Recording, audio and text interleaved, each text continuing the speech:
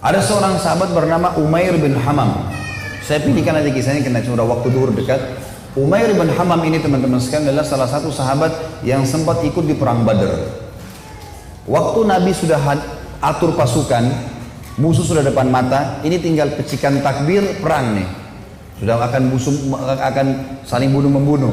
Lalu kata Nabi SAW dengan sabda yang masyhur dalam hadis Bukhari, demi Allah, tidak ada seorang pun dari kalian sekarang yang hadir di perang Badar ini, di kancah peperangan ini, terbunuh menghadapi musuh, kecuali pasti masuk surga yang luasnya seluas langit dan bumi.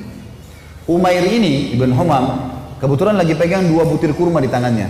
Lalu dia bilang, bakhin, bakhin. Bakhin itu indah sekali ya Rasulullah. Indah sekali, ulangin ya Rasulullah.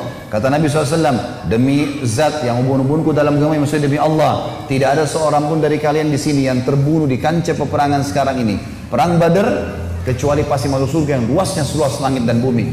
Umair mengatakan, bakhin, bakhin, dengan semangat dia. Maka kata Nabi, kenapa Umair? Kenapa kau bilang bakhin, bakhin? Maksudnya indah sekali ya Rasulullah.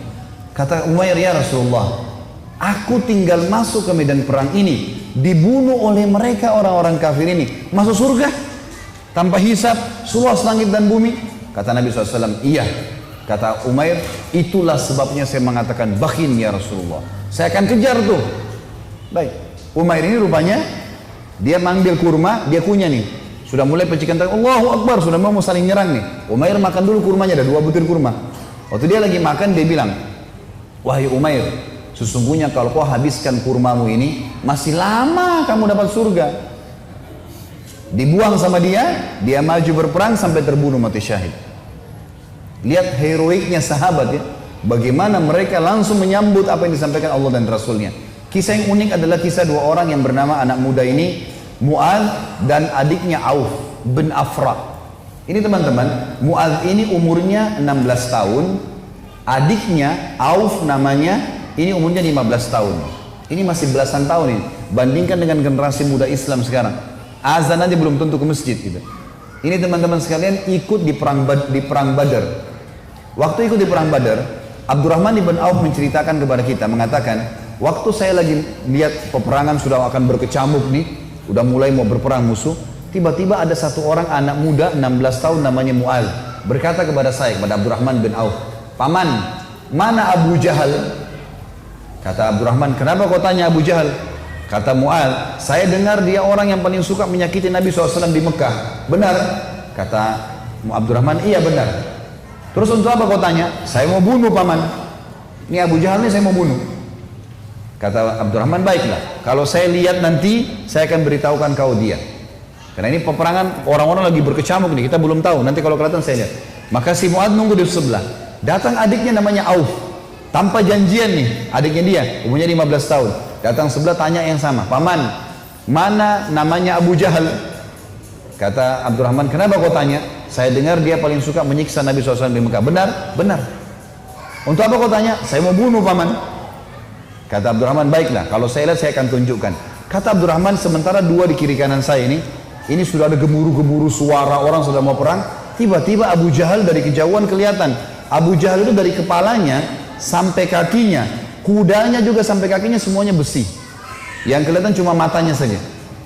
Dia dulu di atas kuda, dikelilingi oleh 10 baris pasukan. Lingkar. Nggak bisa ditembus ini. Bayangkan kalau satu orang berdiri, ada orang buat lingkaran pertama, lingkaran kedua, sampai 10 lingkaran. Gimana caranya menembus nih? Kata Abdurrahman, waktu saya lihat saya bilang, itu Abu Jahal. Waktu saya bilang itu Abu Jahal, kata Abdurrahman, demi Allah, si Mu'adz sama Auf seperti 2 anak panah yang melesit ya, dilepas dari busurnya. Lari dua-dua ini, menembus 10 baris itu, tebas sana, tebas sini, naik di atas pundaknya sampai ke Abu Jahal. Dan dua-duanya menebasin pedangnya sampai kena ke pahanya Abu Jahal. Sobek pahanya Abu Jahal ini, berdarah, jatuh dari kuda, gitu kan. Abu Jahal ini rajanya mereka ya. Rajanya orang-orang Mekah waktu itu. Dan kalau ini kalah, ini mati, berbubar semua di pasukan. Yang terjadi teman-teman sekalian, si Auf, si adik ini 15 tahun, dikeroyoki oleh pengawal-pengawalnya Abu Jahal, mati syahid. Si Mu'adz ini sempat nangkis-nangkis, tangannya kena tebasan pedang. Tapi dia sempat keluar gitu kan. Dia keluar dari medan perang, 16 tahun teman-teman sekalian. Diambil imamahnya, diikat tangannya sama dia. Yang sobek itu, diikat sama dia. Dia masuk melawan satu tangan. Waktu dia lagi perang, dia rasa tangannya ini mengganggu dia. Kesakitan kan? Dia mau cari mati syahid nih. Dia keluar ke kancah peperangan, tangannya ini diinjak sama kakinya, ditarik sama dia. Diputus sekalian. Dia masuk berperang sampai terbunuh teman-teman sekalian. 15 sama 16 tahun yakin mati di medan perang, ini adalah syahid. Gak ada rasa takut sama sekali. Ini luar biasa bagaimana. Kisah yang lain Abu Dujana. Abu Dujana radhiyallahu anhu ini sahabat Nabi, pernah begini, Syammah namanya dia Syammah ya. Beliau pernah ini Nabi SAW pegang pedang di perang Uhud. Udah masuk waktu? Hah? Hah?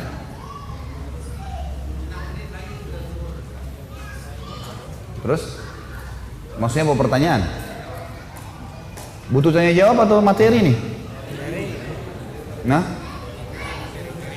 Kalau saya sih lebih fokus ke materi ya. Lanjut saja ya. Iya, lebih baik kalau antum pulang bawa ilmunya mungkin lebih bermanfaat daripada ada pertanyaan. Insya Allah kalau ada waktu lain, kalau enggak ini. Baiklah, Syammah bin Harith ini radhiyallahu anhu, beliau pernah teman-teman sekalian, Nabi SAW henuskan pedang di perang Uhud, lalu beliau berkata, siapa yang mau memberikan haknya Allah dan Rasulnya di pedang ini? Maka Hamzah berdiri mengatakan, saya Rasulullah. Nabi SAW tarik, nggak dikasih sama dia.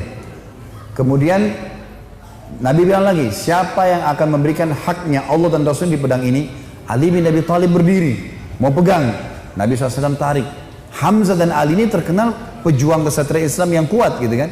Nabi nggak kasih. Nabi ulangi lagi yang ketiga, siapa yang memberikan haknya Allah dan Rasulnya di pedang ini? Maka berdiri lagi teman-teman sekalian, sahabat Nabi yang ketiga, yang sangat terkenal juga adalah Mikdad. Mikdad ini terkenal, Umar bin Khattab jadikan dia seperti kekuatan 1000 orang. Saya Rasulullah, Nabi SAW tarik, nggak dikasih. Nabi ulangi yang keempat kali, siapa yang memberikan hak Allah Rasulnya di pedang ini? Maka Abu Dujana ini, Syammah ini berdiri mengatakannya, Rasulullah, apa haknya Allah dan Rasulnya di pedang itu? Maka kata Nabi SAW, engkau mengambilnya dan engkau menghantamkan ke musuhmu pakai perang ini sampai pedang ini bengkok. Kata Syammah, baik Rasulullah, saya akan berikan haknya, kasih ke saya pedang itu. Maka Nabi SAW pun memberikan pedang itu, karena Nabi SAW ingin sahabat ini bertanya dulu apa haknya Allah Rasulullah di pedang itu. Maka diambil oleh Abu Dujana. Lalu Abu Dujana ini memegang pedangnya, lalu imamahnya tadinya warna merah, warna hitam, diganti warna merah sama dia. Zaman itu kalau pakai imamah merah berarti mau mati gitu. Dipakai warna merah sama dia, pedang itu dipakai, dipegang di dadahnya sambil dia mengayun-ayunkan pedang itu di hadapan musuh orang Quraisy di perang Uhud ya. Belum perang ini. Lalu Nabi SAW lihat, Nabi mengatakan, sungguh perilakunya Syammah ini dibenci oleh Allah. Tidak disuka sama Allah nih, perilaku sombong. Kecuali di posisi seperti ini, kecuali di medan perang, boleh kalian tunjukkan keterampilan kalian depan musuh. Tapi kalau enggak, ya di lainnya Allah marah. Maka Abu Dujana pun akhirnya memegang pedang tersebut teman-teman sekalian. Yang terjadi adalah ada seorang sahabat namanya Ka'ab radhiyallahu anhu. Ka'ab ini berkata, waktu saya lihat Abu Dujana sudah mulai masuk menyerang musuh di medan perang, saya penasaran bagaimana Abu Dujana memberikan haknya Allah dan Rasulnya di pedang itu. Saya pun melihat ada satu orang kafir yang sangat kuat menyerang orang-orang Islam, tebas sana, tebas sini, badannya kekar. Maka saya berdoa kepada Allah di kancah peperangan. Ka'ab berdoa, semoga orang kafir ini ketemu dengan Abu Dujana. Ternyata Allah kabulkan doa saya, dia bilang. Tiba-tiba Abu Dujana ini berhadapan sama musuh orang kafir itu. Dan waktu berhadapan, mereka akhirnya duel berdua. Dan saking serunya duelan Abu Dujana dengan orang kafir ini, sampai orang-orang di kancah peperangan berhenti perang menyaksikan duelnya mereka, karena luar biasa. Orang kafir berhenti, orang muslim berhenti menyaksikan bagaimana Abu Dujana perang. Sampai akhirnya Abu Dujana ditebas sama orang tersebut dengan pedang dengan sangat kuat, ditangkis sama perisai sampai perisai itu terbelah dua dan pedangnya orang kafir melengket. Maka Abu Dujana pun akhirnya menebaskan pedang itu ke arah orang kafir, yang sampai membuat orang kafir itu terbelah bagian setengah badannya. Akhirnya matilah orang itu. Maka kata Ka'ab, aku pun akhirnya menghadap ke Abu Dujana dan dia berkata, wahai Ka'ab, bagaimana pendapatmu? Bagaimana yang kau lihat dengan ini? Maka dia pun tersenyum. Artinya Abu Dujana betul-betul mengerjakan apa yang diperintahkan oleh Allah dan Rasulnya. Tentu dalam medan perang cukup banyak kisah-kisah teman-teman sekalian. Juga ada kisah yang sangat unik sebenarnya. Saya disimpulkan, insya Allah 1 menit saja. Ada namanya Hamrat Asad. Waktu para sahabat kalah di perang Uhud, ada 70 sahabat mati syahid. Sisanya, kan sahabat yang pergi perang Uhud itu 700 orang ya. 70 orang mati, jadi sisa 630 orang. 630 orang ini teman-teman sekalian semuanya luka parah. Kita tutup dengan kisah ini ya. Luka parah semuanya. Nabi pun berdarah pipinya, keningnya berdarah SAW, giginya pecah. Pundaknya sempat dihantam oleh Ibnu Qami'ah. Beliau mengatakan saya rasakan sakitnya sebulan. Ini sahabat semua, 630 orang luka semuanya. Dan minimal mereka luka 5 luka di tubuhnya. Di dalam kisah ini dikatakan teman-teman sekalian, pulanglah mereka ke Madinah di perang Uhud. Sedih, sahabat banyak yang kalah. Waktu itu karena awal peperangan menang, pulang ke Madinah. Waktu masuk di Madinah, tiba waktu maghrib. Sahabat-sahabat ini 600 orang banyak tidak bisa ke masjid. Nggak bisa. Ada 2 anak muda umur 14 tahun sama 15 tahun. Sama 15 sama 16 tahun. Tapi bukan si Auf tadi, orang lain ini. Ini anak muda ini saking banyaknya luka di badannya sampai ditaruh di atas kuda, lalu diturunkan, dimasukkan di dalam rumah, ibunya tinggal rawat, nggak bisa bergerak apa-apa lagi. Sholat pun dalam kondisi isyarat mata, udah sakit semua nih, gitu kan? Baik, habis sholat subuh teman-teman, turun perintah Allah. Ini 1 hari setelah perang Uhud, ada perang namanya Hamrat Asad, nama lokasi. Hamrat Asad ini nama lokasi. Asad artinya singa. Hamrat ini wilayah warna merah karena gunungnya banyak warna merah. Perintah Allah kepada Nabi Muhammad SAW, perintahkan semua sahabat Muhammad yang ikut di Uhud kemarin, 630 orang yang luka itu, semuanya keluar lagi, kejar lagi itu orang-orang Quraisy. Pasukan kalah ya, luka semua. Maka tersebar berita, pemanggil-pemanggil Nabi, hai sahabat-sahabat Nabi yang kemarin ikut Uhud, bukan orang baru, yang luka-luka parah, semuanya oleh Nabi disuruh ngejar menuju ke Hamrat Asad, kejar Quraisy. Maka sahabat-sahabat banyak, diantaranya Usaid bin Khudair, ada yang lagi nempel daun untuk mengeringkan lukanya, dicabut sama dia. Sami'na wa ata'na, kami patuh dan tenang. Dicabut semua luka-luka mereka yang tempel-tempelan, mereka pergi sambil ngalir darah. Ada 2 orang anak muda 15 sama 16 tahun.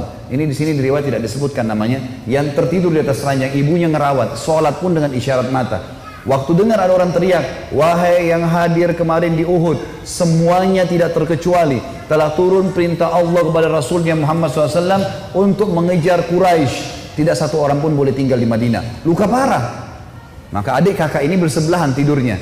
Kakaknya bilang, wahai adikku, tidak mungkin kita tinggal di atas ranjang begini sementara panggilan Rasulullah ada 16 dan 15 tahun ini. Maka kata adiknya, bagaimana caranya kak? Kita nggak bisa bergerak nih. Apa kata kakaknya? Demi Allah, saya akan seret kamu sekali, kamu seret saya sekali, sampai kita menjawab panggilan Allah dan Rasulnya. Luar biasa. Saya waktu baca kisahnya sampai netes air mata teman-teman sekalian. Luar biasa. Dan akhirnya mereka seret-seretan sampai tiba di depan Nabi SAW.